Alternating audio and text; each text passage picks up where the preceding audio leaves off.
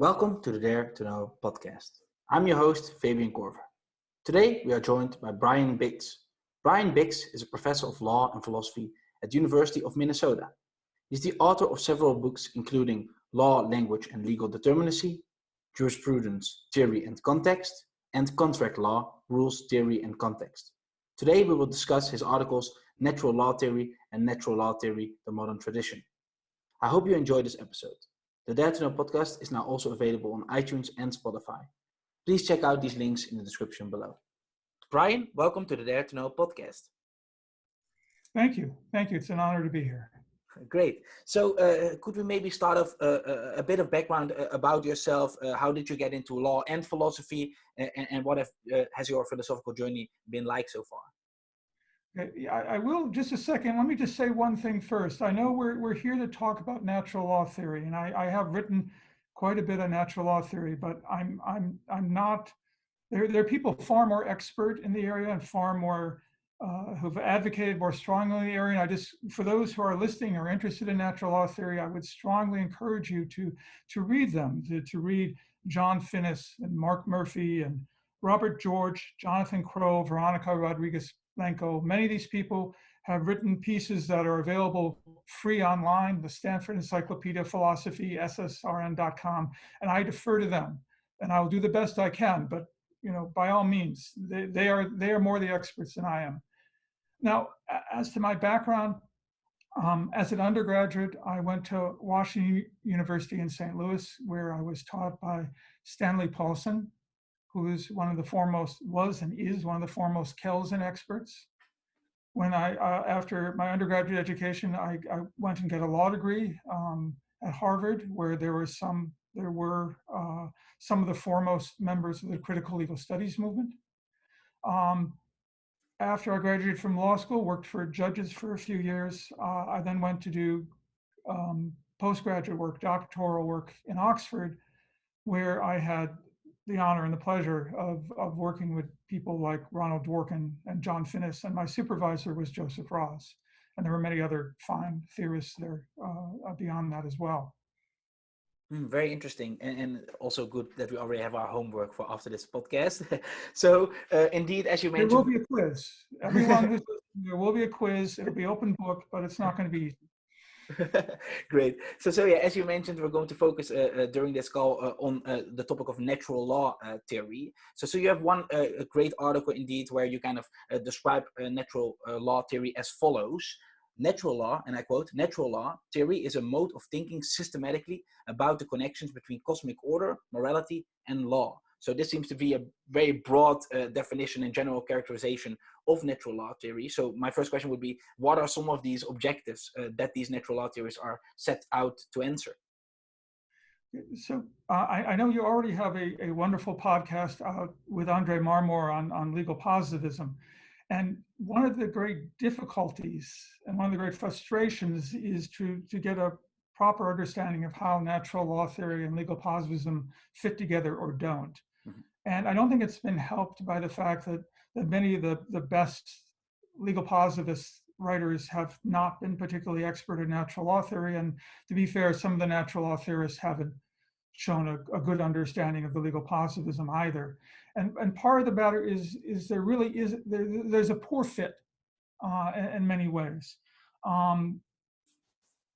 When you can look at the contrast a couple of different ways. One way I like to talk about it is that legal positivists think of the study of law as like the study of a particular social institution. We're here to figure out the nature of this social institution and the type of social actions, social practices involved. Well, natural law theorists on the whole tend to think of law not in terms of a particular type of social institution, but as either understood somewhat narrowly as an aspect of practical reasoning. Practical reasoning is contrasted with theoretical reasoning. Theoretical reasoning, what do I know? What is there? What's the truth? Practical reasoning, what should I do? How should I live?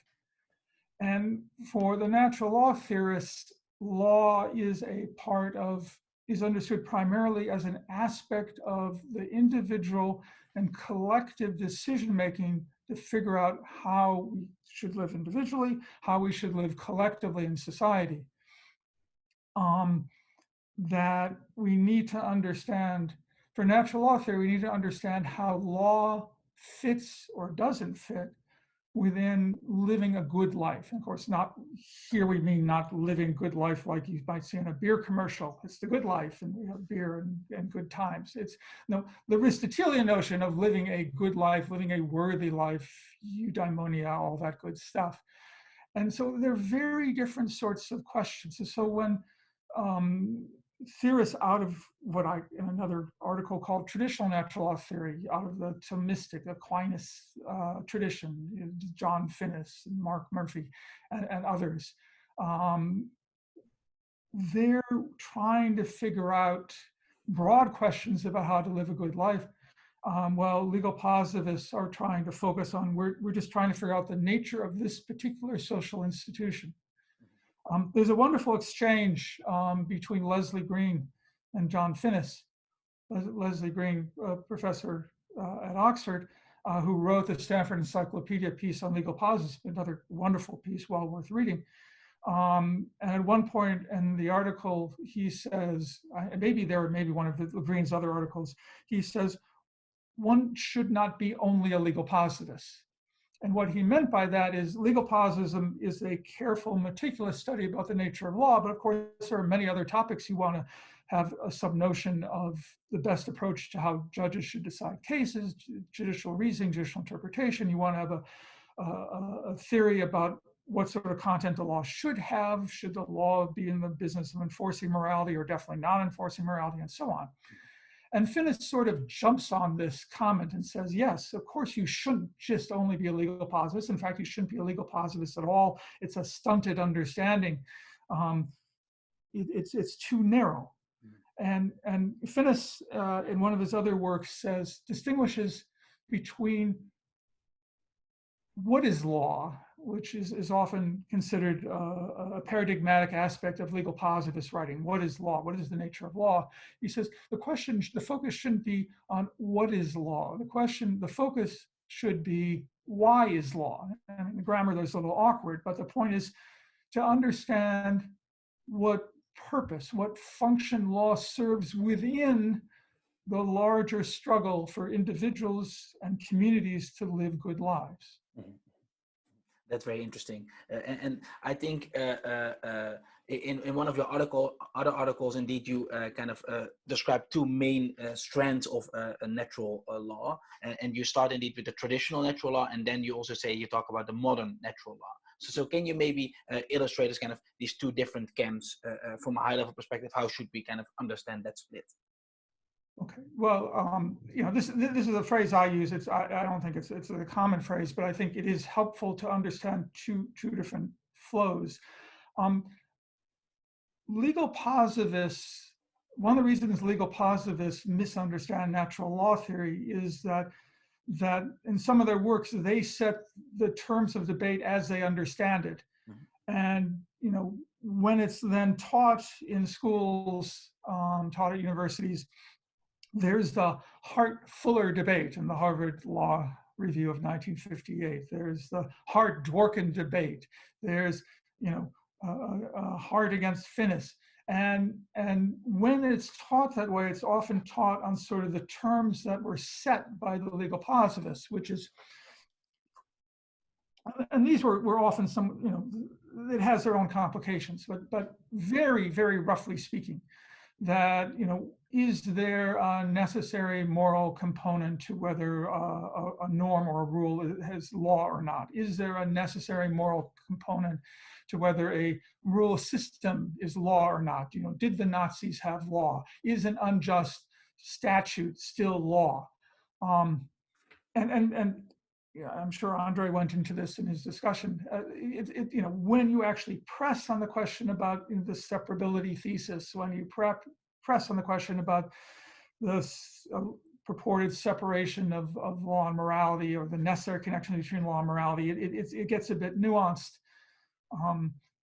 John Gardner, wonderful legal philosopher who left us, who died just not that long ago, wrote a very influential piece where he said ultimately legal positivism is only the question of whether there is a merits test, a moral evaluation test for whether a statute is law or not, whether a norm has legal status or not. And I happen to disagree with that. I happen to think that there are also questions to ask whether there should be a moral test for whether a system is a legal system. I think there's a question to whether there are moral elements to the construction of a legal theory. Some of the debates between Stephen Perry and H.L.A. Hart, Joseph Raz and Ronald Dworkin. Is there a necessary moral element in the construction of one's theory of the nature of law? But to get back to the original question, the modern natural law theorists, what I call the modern natural law theorists, are people who are characterized as natural law theorists because they disagree with legal positivists about whether there is a moral test, moral standard, moral input in whether a norm is law, whether a system is law, and in the construction of legal systems. So the critics of the modern critics of legal positivism, Robert Alexie, Ronald Dworkin, right?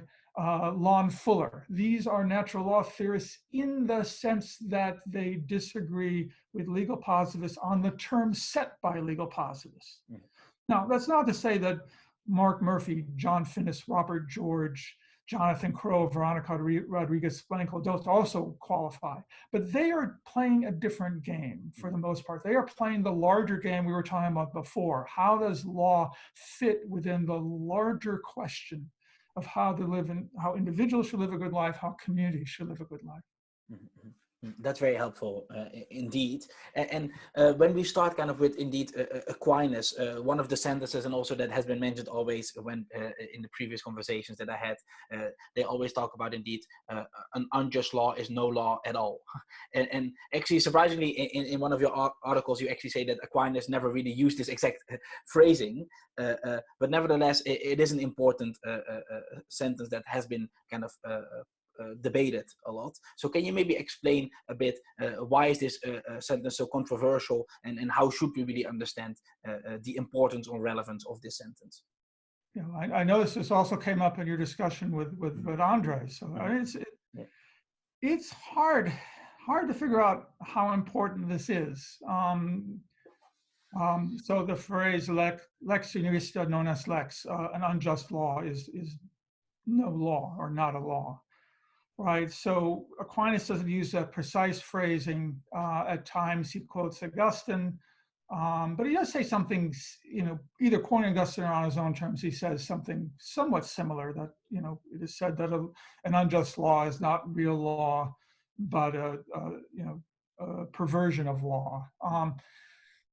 And how to understand the phrase is itself controversial within the natural law tradition. So, for example, Norman Kretzmann and John Finnis both say, no, it's not very important that if you read the phrase closely and in context, what you get is understanding that an unjust law is still a law. It's not a law, and to use Finnis's phrasing, a law in its fullest sense, right? It's a knife that doesn't cut well is in a sense still a knife, but it's not really, because it's not a knife in its fullest sense. It doesn't cut well. For Finnis, a law which is unjust doesn't do what laws should do, which is guide our behavior, show us how to act in a moral way. By contrast, Mark Murphy, working out of the Thomistic tradition, but understanding Aquinas differently, says no, an unjust law is defective as law. And it's a point he presses hard, and by the way, to some extent also Scott Shapiro, important work in legality, comes out of the legal positivist tradition, but borrows aspects of natural law arguments. And this is one of them, where he says it is in the nature of law to do certain things. And Murphy's argument, we turn to Murphy's argument, it is the nature of the law to give us a good reasons for action. And to the extent it does not give us, it fails badly at giving us good reasons for actions, it is defective as law. Mhm. Now, to many outsiders, the difference between Finis's statement, it is law but not law in its fullest sense, and Murphy's statement, it is law but defective as law, may seem a thin division. But I think, like the argument between inclusive and exclusive legal positivists, this is an argument that gathers some heat within the natural law tradition, and I'll leave it to them to argue it out. No, that's very interesting. And another distinction that I've seen made that also relates to this is between strong natural law view and a weak natural law view. Does that map directly on what we've just discussed, or is this? It pretty much does, where the at least as I've seen the terms used, a strong natural law view is an unjust law is not law, Mm-hmm. right? It loses its status as law. Mm-hmm. And this is often associated with Robert Alexy, and Alexy himself is borrowing, as he points out, from Gustav Radbruch, that an unjust law is not law, and then that in turn has its own subdivisions. Does it have to be an extremely unjust law to lose its status as law? Mm-hmm. And the weak natural law is associated more with the Finis position. An unjust law is still law, it's just not law in its fullest sense, in its paradigmatic or central case sense. Mm-hmm. That's very helpful. And moving on a little bit, when we think about like natural law, how closely does that relate to natural rights? And then probably how closely does natural rights again relate to human rights? Like what are these relations and how should we understand those relations? Okay, so there's a conventional and there's an unconventional story. The unconventional story is John Finis in his large book on Aquinas says, all the stuff you like about individual rights, individual liberties, we can find it all in Aquinas. Okay, that's Finis's interesting but unconventional view. The more conventional story is that the natural law tradition had been primarily, certainly at the time of Aquinas, of Augustine, Cicero, we're talking mostly about duties. There is a picture of how human beings should live their lives, and this, depending on the theorist you looked at, either was to be read off of human nature. Of course, human nature itself was understood as something that was given to us by God. Or was to be read off more directly the divine plan. God had a plan. We, as human beings, have a role in that plan, and what we are to do follows from that, right? So there's a lot of talk about duties, a lot of talk about roles, not a lot of talk about rights. Mm-hmm. And indeed, this is a whole nother set of debates, is when did the modern idea of rights develop? Brian Tierney has written, as have others, but there's some notion, many scholars believe that the modern idea of rights, or what the continental theorists sometimes call subjective rights, didn't come about till about the 13th century. Mm. But getting back to the question, the change comes, again, scholars will argue the point differently, but it's the common story is it comes around roughly the time of Grotius, Hugo Grotius, who's trying to develop international law, right? The equivalent of international law is trying to develop standards that can be applied in a trading community where people have come from different sovereign states and they come from different religious views. And so Grotius says, we need to be able to come up with standards that people from these very different approaches can at least potentially agree to. And so he writes in his important works, in a famous phrase, and again, I'm very much paraphrasing here, I don't have the exact phrase. He writes that even were God not to exist per impossible, right? Please don't have me killed for blasphemy, but just imagine per impossible God did not exist, yet we could still know what is required of us due to reason. We can develop from reason standards of appropriate behavior and eventually standards of how you should resolve disputes amongst merchants in cases of commercial disputes, or amongst countries in cases of international war and disputes like that. And from Grosch's work, and also some predecessors, develops this more modern, more secular tradition of the rights we have based on reason. Mm-hmm. So this is a story of how natural law becomes natural rights. Mm-hmm.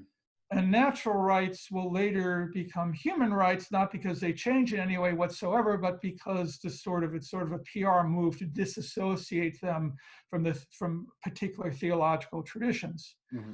Again, and again, to be clear, what I'm saying, though I think is a fairly standard story, remains controversial. You know, people like Finnis and others will argue there isn't this sharp discontinuity between natural law and natural rights, and that's in fact why he calls his book Natural Law and Natural Rights. But the standard story is that traditional older forms of natural law theory were mostly forms about duties, and the idea about natural rights, individual rights, human rights, universal rights started to develop when it became more secular and more individual focused and less focused on organic society and divine plan. Mm-hmm. Yeah, that's very interesting, because also, I mean, this is just what I would be thinking indeed when you move more to the secular version. So, I would think one of the notions that you're losing out more and more on is the notion of the common good. So I know that has been emphasized a lot by the traditional natural law theorists. So isn't that like one crucial component that might change when you move to a more secular version, that this common good seem to be more watered down? Or is that not necessarily what you would see in those natural law theories that are more secular of nature? So let me get at this in a roundabout way. Mm-hmm. So the roundabout way is that in Socrates, in the Plato's dialogue Euthyphro, mm-hmm. Socrates comes across a priest who is bringing his father in on a charge of murder, which, you know, to the Greeks, this made no sense at all. You know, also to some extent the Confucian tradition, if your father committed murder, you know, you chose your father, you didn't choose the law. Mm. But put that aside. So I mean, that's why Socrates is challenging Euthyphro, and ultimately it comes down to a question. I'm going to modernize the question, and the question is, does God command something because it's good, or is something good because God commands it? Right? And this might just seem like play on words, but it's not. The question is, what is ultimate? What is foundational? And one's divine command theory. Mark Murphy's a divine command theorist. You know, one divine command theory, something is good because and primarily because God commands it, or either God does command or something that God would command, whatever. Right? So if God commands Abraham to sacrifice his only son Isaac, then that's the good thing to do because God commanded it. And Kierkegaard gets into discussions about this. Anyways. Mm-hmm. So whatever, something is good because and only because God commands it, right? Alternatively, you could just say, look, God is an omniscient and benevolent God. God is able to know, precisely and infallibly what is the good, and because God is benevolent, God will only order us to do good things. Mm-hmm. Yeah. Okay. So what Grotius comes out of the second tradition, the rationalist tradition, that you can separate the good, at least in principle, from what God commands, right? I mean, God will only command the good, and if you have access to what God commands, that'll be a better way to go. But at least in principle, you can figure out what the good is separate from that. Mm-hmm. And the reason this is relevant to your question is you say, well, if you drop God, then you drop maybe you lose track of the idea of the common good. And my point is not necessarily. It's not clear that God helps you unless you're a divine command theorist and the common good is whatever it is that God commands, right? If you believe that there is a divine plan and we are moral beings to the extent and only to the extent we participate appropriately in the divine plan, then yes, the common good is what God commands. Mm-hmm. But if you're a rationalist, then you think you should at least in principle be able to figure out what the common good is separate from what God commands, separate from what the Holy Book says. Mm-hmm. And it should be as much or as little trouble to figure out the common good in secular times as it is in religious times. Mm-hmm. Now, obviously it's hard to figure out the common good, and there are reasons why there's a great deal of controversy, but we do have whole traditions of virtue ethics. We do have whole traditions of secular efforts to make arguments hopefully persuasive about what the common good requires. No, that's very, very helpful. And we already touched upon this a moment before, but when we kind of look at what sort of task are we on, when people look at like the analytical kind of jurisprudence tradition and see it's kind of as a conceptual or sociological task, how are maybe natural law theorists in a traditional form, what sort of task are they on? Like, of course, you already mentioned it's a bit more expensive, but maybe also specifically highlighting some critiques, what they say, okay, this is just the wrong task, we should reconceptualize it, or what would they say, basically? Yeah, well, it's a big topic. So let me give you a series of answers. One answer is what I've already been saying, which is many of the theorists, like Finnis, like Murphy, like Robert George and others, see themselves as on the task of figuring out how individuals and communities can live good lives.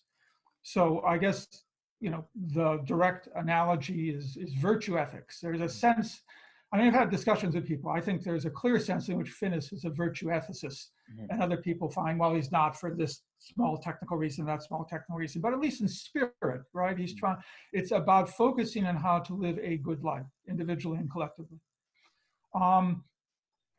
Finnis and Murphy and many of the other natural law theorists have engaged with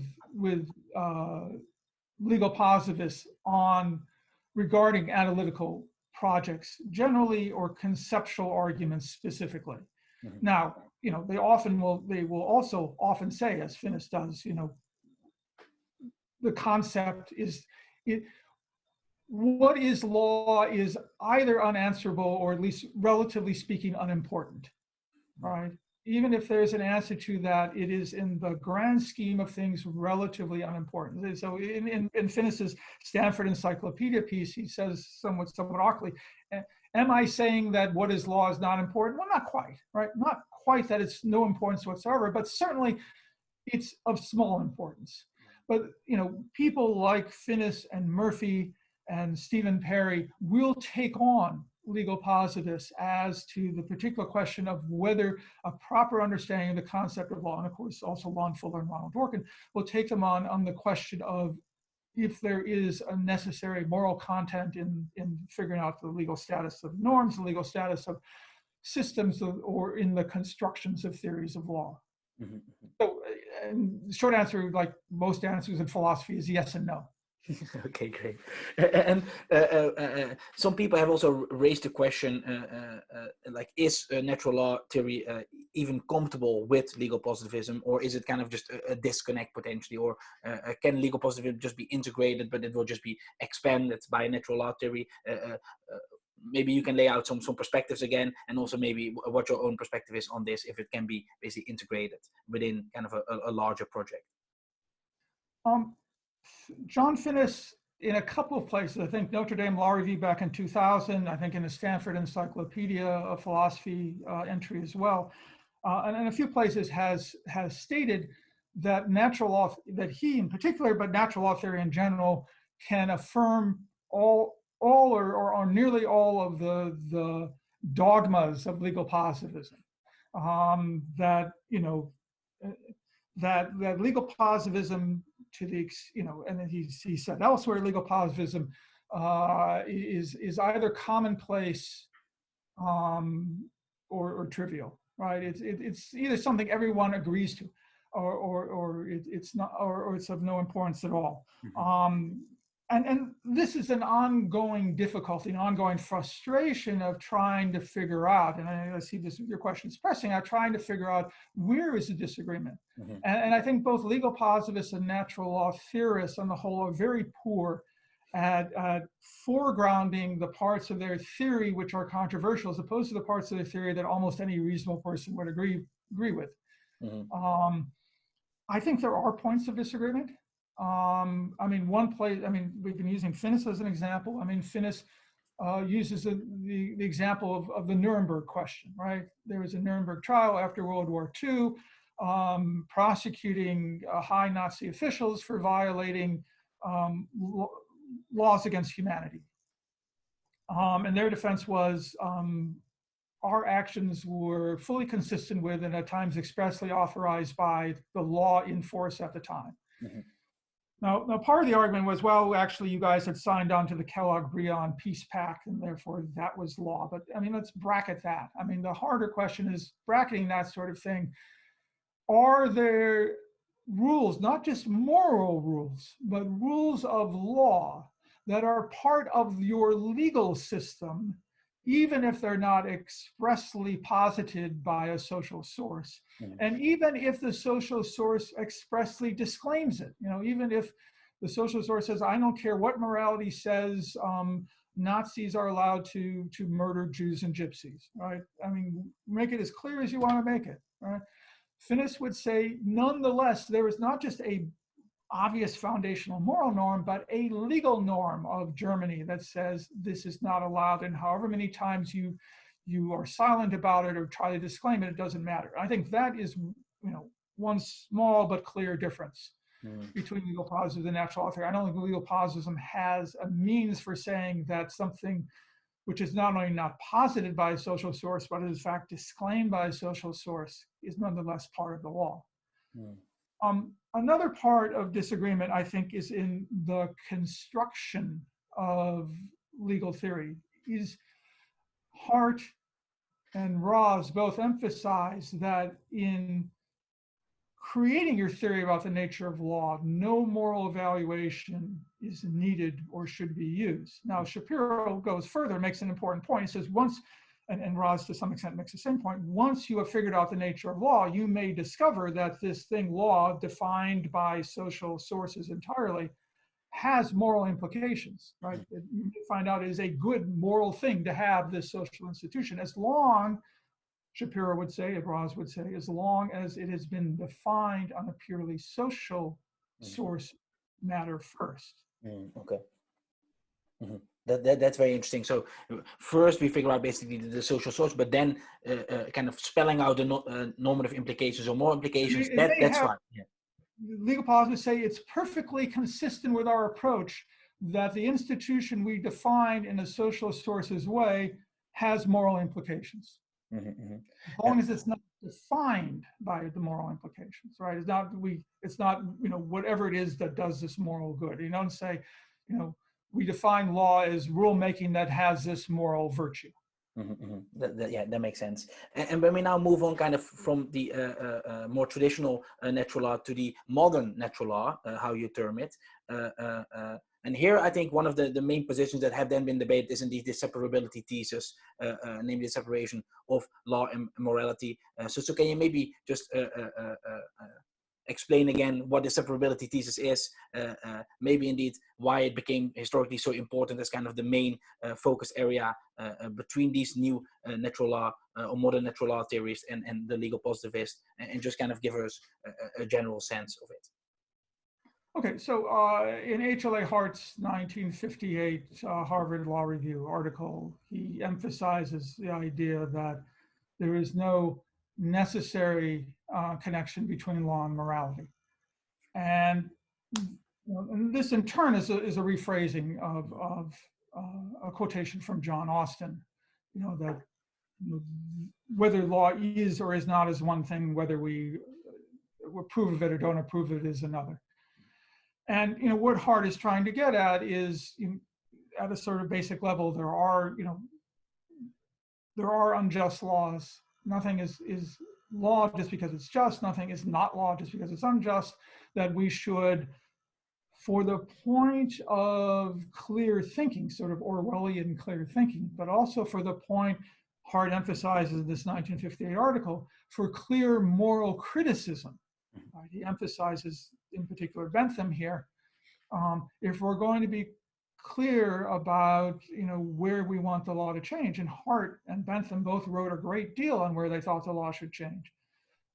We need to distinguish what law is from what law ought to be. And both Hart and John Austin, had in mind the sort of slippery language you would find in the common law judges and common law commentaries, in particular Blackstone. that something should be the law is close to that it is, or that something is close to a statement that it should be. But the separability thesis can't be taken at face value. Leslie Green has written at length about this. Joseph Raz has written at length about this. But there are lots of potential necessary connections, right? You could say necessarily the law is just as apt. It's the sort of thing that can be just. Not everything can be just. A tree can't be just, but the law can. Necessarily, law cannot be guilty of theft, right? These are strange or trivial comments, but they are, in a sense, necessary connections. So we don't want to take this too broadly. So that's why I discussed earlier, John Gardner tried to narrow it down to there is no moral test or merits test to determine whether a norm is part of a legal system or not. And that's helpful. But as I said, I'd also like to add that there are legal positivism, critics of legal positivism debates also at the level of legal system. Is an unjust legal system still, is an unjust system still a legal system? And I think also importantly, at the level of the construction of legal theory. Stephen Perry, John Finnis, Ronald Dworkin would all say, when you're making your theory about the nature of law, Mark Greenberg, moral elements are important in figuring out the nature of law, while Raz, Hart, Shapiro would say no. You determine your nature of law in a way that does not involve moral evaluation. Just to clarify, if I'm understanding it correctly, so like, for example, Dworkin would be saying in the construction of a legal theory, in that sense, then we're taking more evaluative stances, basically. So as a kind of theory construction sense, in the theoretical sense of theory construction, is that correct? Like in the activity of... Ronald Dworkin's a big topic. I don't know if you could have 2, 3, 4 podcasts about him, but he's a big topic. But yeah. The short answer is this: for Dworkin, at least certainly Dworkin during his the middle period of Law's empire, would say the way you determine both what the law requires as to a particular dispute and the nature of a particular legal system is what he calls constructive interpretation. And constructive interpretation of a social practice involves, as an integral aspect of that interpretation, a moral evaluation. Right? You make of the practice the best it can be of its kind, and the best it can be as a moral or moral political matter of its kind. So yes, morality for Dworkin is there, and it's there in the nature of legal theory. It's there in figuring out the nature of a particular legal system. It's there in figuring out how to resolve a particular legal dispute. That it's, to reference to the old joke, it's turtles all the way down. It's interpretation all the way up and down, and interpretation for Dworkin involves a moral element. No, that's definitely clear. And you also discuss, indeed, Lon Fuller, and in my previous episode, indeed, we talked the entire episode about Lon Fuller. And I would just like to highlight one specific topic that I thought is very interesting, and I really wonder what you think about this, namely kind of the complaint by Fuller against the legal positivist was that they're not focusing enough in their theories also on the legal subject. And in the legal subject, we're already presupposing some responsible agency. So that has to be presupposed. And that brings some kind of moral intrinsic worth into the picture. And I think this was I was thinking afterwards, and this seems to be, for me, a very important point that I cannot really get my head around, how we can indeed kind of leave the legal subject out there, and indeed where this has to be presupposed. So for me, this seems to be one of the stronger points. And I wonder if you have any good critiques of that, where you kind of say, no, from the positivist perspective, we either can leave it out and there's no problem, or we can integrate it in some way where we're still kind of leaving this intrinsic moral worth out of the picture. So I one of your prior podcasts, I believe, was with Matthew Kramer, and Professor Kramer has a article called "Scrupulousness Without Scruples," which is a critique of Fuller. And I think, I don't agree with everything Professor Kramer says, but I think his response to Fuller about agency is quite telling. And what Professor Kramer says is, he says that when Fuller talks about agency and the importance of focusing on it, it tends to be, if you look at the actual passages, it tends to be things like law needs to, give you fair warning, right? And what Kramer says is either this appears to be a relatively unimportant aspect. It's not, I mean, you're into the Kant studies and, autonomy and Kant, and certainly in Schneewin's understanding of autonomy and Kant, autonomy is a very important notion. And it's not just you do what you want. To the contrary, if the moral law tells you to do it, and that's full autonomy. While if your benevolent emotional inclinations tell you to do something, then you don't have autonomy. You're under the, so autonomy is complicated. But what Kramer says is the autonomy we find in Fuller is not that thick. There's a sense in which, as Kramer says, the robber who comes up to you and says, "Give me your money or I kill you," right? Is giving you a choice, right? He's giving you fair warning, assuming the robber does what he or she says they're going to do. If you hand over the money, everything will be okay. But it's not, autonomy acting under coercion is not autonomy in any thick or interesting sense. Now, I think the part of Fuller that close to that may survive is the idea in his 8 principles of legality, in his inner or internal morality of law, of sort of not changing the law too quickly, making the law as applied consistent with the law as written, not making it contradictory, so on and so forth, is at least some understanding. No, partly it is, as Hart says in his critical book review, partly it is law's efficacy. If you want law to guide, even evil law to guide, a certain amount of consistency is important. But partly it is an understanding of law as Fuller would say, at a horizontal level, not a vertical level, right? Not just an Austinian command from above, but a sense of reciprocity, of trying to understand the interests of others. Now, I think Fuller pushes back on legal positivists better in other areas where he says things like that legal positivism is in his 1958 response to Hart, he says legal positivism is so concerned with giving law the right names that they're unconcerned with whether law is doing the right things. So again, sort of echoes of a Finnis or a Murphy law as part of living a good life. Now, to be sure, Fuller emphasized that his was a secular and procedural, or as John Gardner would say, process-based natural law theory. He's very focused on this internal morality, sort of an approach that would tie in closely to what his colleagues were doing in what was later to be called the legal process school. Let's understand law or legislation as a particular way of resolving disputes, which is different from arbitration, which is different from agency decision-making, which is different from consensus decision-making amongst the group. Different ways to resolve disputes, what are their strengths, what are their weaknesses, and what are their internal principles. And maybe moving back a bit, when we look at kind of the historical context, so you identify indeed, if we look at the modern natural law theorists, you talk about Dworkin and Fuller, but just as a historical matter, how much did they draw on, for example, Aquinas or more traditional natural law theorists? Did they specifically emphasize that, or is it kind of, you can see it somewhat separate?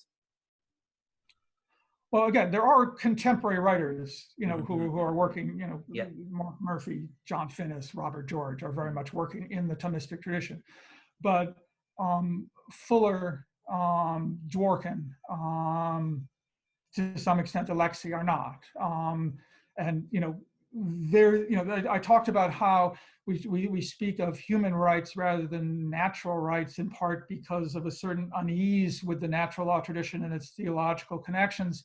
Mm-hmm. There's one article where Dworkin is willing to call himself a natural law theorist, but even then it's in quotation marks, and it's like once and many hundreds of pages. And Fuller refers to himself as a secular natural law theorist, and has a couple of passing references to Aquinas. But again, you get a sense that they are, for good reasons or bad, trying to distance themselves from that crowd, as it were. Mm-hmm. That they don't want to be just pigeonholed. I mean, there's a funny Dworkin quotation in a different context where he's talking about his right answer theory, and he says, someone asked me, this is Dworkin saying, he says, someone asked me if I really believed there were unique right answers to all legal questions. And Dworkin goes on to comment, as though if I were to affirm this, nothing else I would say needed to be taken seriously. Mm-hmm. There's a sense in which you get a feeling, certainly in Dworkin, to some extent in Fuller, that they don't want to say that they are a natural law theorist because they're worried they'll say, oh, that's one of those crazy Thomists, often Catholic theological teaching. We don't have to worry about them. I see. Mm-hmm. Yeah, that makes sense. That's interesting. And you also mentioned that indeed you are not one of the proponents of natural law theory yourself, if I understood that correctly. And what are, from like a personal perspective, like the main reasons to not be in that camp, like why you're not convinced? Well, I hope, and I hope this podcast shows this. I hope that I understand the benefits, the value, the strong points that, mm-hmm. What John Stuart Mill says, many different theories have pieces of the truth. Mm-hmm, mm-hmm. Yeah. I hope I understand that there are important pieces of the truth that natural law theory has. There are important pieces of the truth that the American legal realists have, mm-hmm. that the Scandinavian legal realists have, the legal process scholars have, so on and so forth. I mean, I guess if, we all have to divide up into corners of the classroom, I'm, somewhat more inclined to be a Rawlsian legal positivist. But again, without dismissing in any way what the natural law theorists are saying and many of the important criticisms they raise of legal positivism. Mm-hmm. No, definitely. I like that approach a lot. So, Brian, thank you so much for this conversation.